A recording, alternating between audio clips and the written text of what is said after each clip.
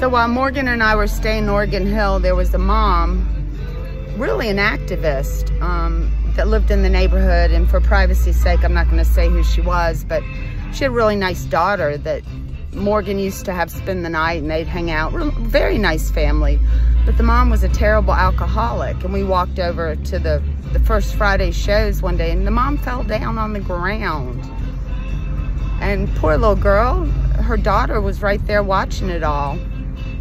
Morgan knows who I'm talking about. And I will tell you that it has a happy ending. They did take the daughter from the mother. I think she went to live with her father, and he was out west.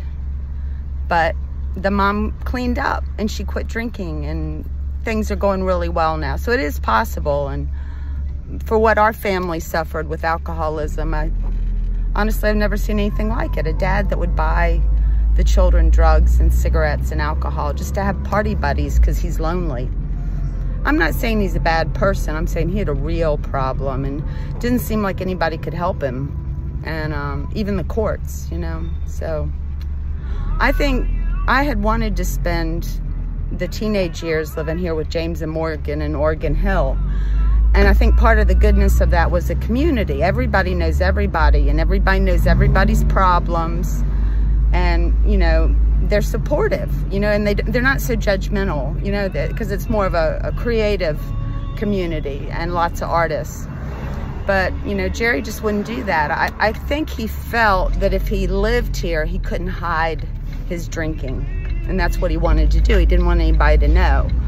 So he absolutely refused the community here at Oregon Hill. So I said, well, I guess we can go out to Chesterfield and get apartments, and we'll try to raise the kids together.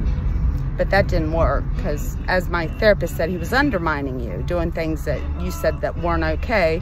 One upsetting was the Corvair that he was going to buy my son. Not so much him. He wasn't driving. This is another car for Jerry that he likes. And I think it upset Morgan that I was so angry. And so Morgan moved out and started living with their dad. But then I started going to Al-Anon over time, and that was real helpful to have a group of people to talk to about it. So it didn't really fix it completely, but it did help my behaviors and my choices, which made a difference in their lives.